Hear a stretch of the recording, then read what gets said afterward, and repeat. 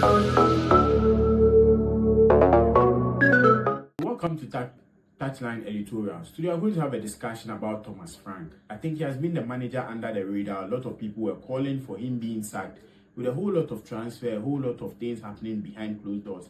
And even his captain Romero coming out to speak against the club, and he coming into the media asked a lot of questions about Romero, and he seems like backing Romero on his comments. Now Thomas Frank has been sacked by Tottenham Hotspur. So we are going to go into details. Where does he lie when it comes to Tottenham Hotspur's managers in the last 10 years? And what did he bring into the Tottenham team? And what did he get wrong, especially with this Tottenham Hotspur setup? Don't forget, this show is brought to you by MyBet.Africa. Scan the QR code on the screen and register on the MyBet.Africa platform.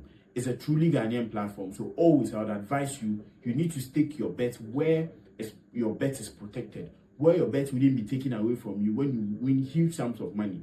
Why I'm saying this is MyBet.Africa. The moment you win on their platform, they send you an SMS congratulating you, telling you the amount you've won on their platform, and also inviting you to come log in and make your withdrawals. That is one of the most amazing things, especially as a Panther, as someone who's interested in betting, you would like to have. Other betting platforms don't do that. You go onto their platform, you even find it hard to even make withdrawals because they are grand editing your particular big winnings. That is what MyBet.Africa distinguish themselves from other betting platforms. Let's go into Thomas Frank. This season, he was brought in as a replacement for Ange Postecoglou after he won the Europa League and was 15th on the table. Most Tottenham Hotspur fans were looking at they keeping him, giving him enough materials he needs, and going into next season, he can build on that Europa League win and now take Tottenham to the highest level. In his first season for Ange, he was able to get them in that Champions League spot. In the second season, things didn't go on well, and he came onto that Europa League spot. But now, he didn't even qualify them, but that qualification came from the Europa League final where he won against Man United. Thomas Frank coming in, he has had that mixed feeling when it comes to performance. In the Champions League, he was 4th on the league log, but in the Premier League, he's 15th on the league log, losing against Newcastle in his last game. And I think that was the nail in the coffin, the last nail in the coffin for the management to think that he's not that ideal coach to take them to the highest level when it comes to club performance, club trophies, and a whole lot of things. But looking at Thomas Frank, I think after his first few games, you could see that he was struggling with the pace of the Premier League, especially at a bigger club. He was struggling with managing players and a whole lot of things. We all know that when these coaches are coaching smaller clubs, let's say the Brentfords, the West Hams, the Aston Villas, the Fulhams, it comes with less pressure.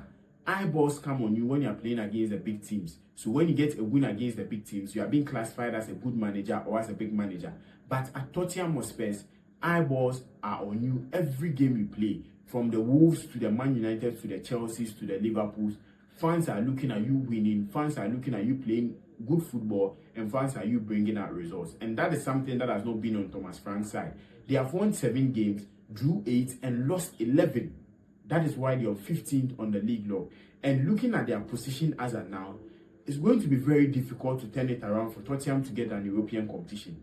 And if they want to get another European slot again, meaning they need to go on to win the Champions League, which is also going to be a very difficult task compared to the Europa League. Looking at players he has brought in, he brought in the likes of Mohamed Kudus, Matthew Stell, Kolomwani, Xavi Simons, Gallagher, Palhinha, and a whole lot of star players to boost up the squad. But injuries too has not been on his side.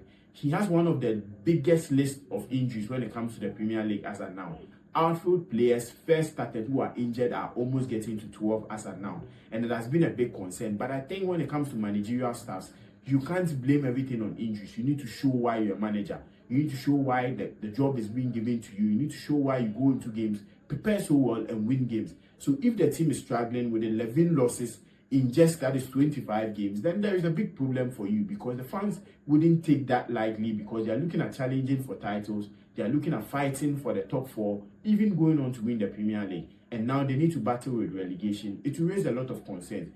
But I think, yes, sacking was just closer for it to happen, because he wasn't getting grip of the team. We also saw how the likes of Spurs and some of Pedro Peru, in some games, you could see that he has lost the dressing room. A whole lot of conversations going on behind, which was something that affected him. But let's look at him right now. When it comes to the top 10 managers or the last 10 managers of Tottenham Hotspur, where he ranks, And was it ideal for them to sack him? So looking at the top 10 managers or the top managers for the last 10 years, we are looking at Tim Sherwood, had 13 wins, 3 draws, and 6 defeats. A winning rate of that is 59.09%.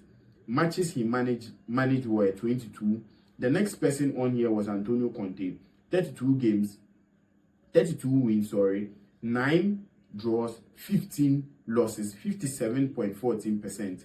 With 56 games he managed. Mauricio Pochettino, 113, that is wins, 43 draws, 46 defeats, 55.94%, 202 games played. Andres Villas-Boas, 29 wins, 12 draws, and 13 defeats, 53.70%, that is winning rate, with 54 games played. Nuno Espirito Santo, 5 wins, 5 losses, 0 draw, 50% winning rate, and 10 matches that is managed. And looking at Harry Redknapp, had 71 wins, 37 draws, and 36 losses, 49.31% winning rate, 144 matches managed. Jose Mourinho, 27 wins, 14 draws, 17 losses, 46.55% winning rate with 58 games managed. Ange Postecoglou, 31 wins, 11 draws, 34 defeats, 4.79%. That is 76 games. Juande Ramos, 10 wins, 11 draws, 14 defeats, 28.57%, and 35 matches managed. So Ramos was the worst manager when it comes to winning rate for Tottenham Hotspur. But as of now, Thomas Frank has broken that record with 7 wins, 8 draws, 11 defeats, and 26.92% winning rate, and with that is 26 matches managed. So if you are comparing him to the likes of managers who have had fewer games, he will be compared to the likes of Ramos and also Nuno Espirito Santo when it comes to game managed. But I think his percentage rate is one of the poorest in the last 10 years for Tottenham managers. So if you are looking at this, it shows clearly that he wasn't ready for the job. He wasn't the man to take Tottenham to the highest level. And now, what is the next step for Tottenham Hotspur? There have been rumors with some coaches available. Now, Xavi Hernandez is available. We are looking at Xabi Alonso also being available in the market. We are looking at Enzo Maresca also being available. With these 3 managers, let me know in the comment section, which of them do you think would fit into this Tottenham team? With the players they brought in, with the players they already have, and where do you think Tottenham would be able to stand at the end of the season on the league log? Let me know in the comment section. But don't forget, like, subscribe, and also share so that this video can get to other people, so that it can help the video go up. Our subscription has been very low. Most of the people that watch our video don't get to subscribe. So as of now, click on the subscription button and subscribe to the channel so that we can bring you amazing content like this. Thank you for watching Touchline Editorial.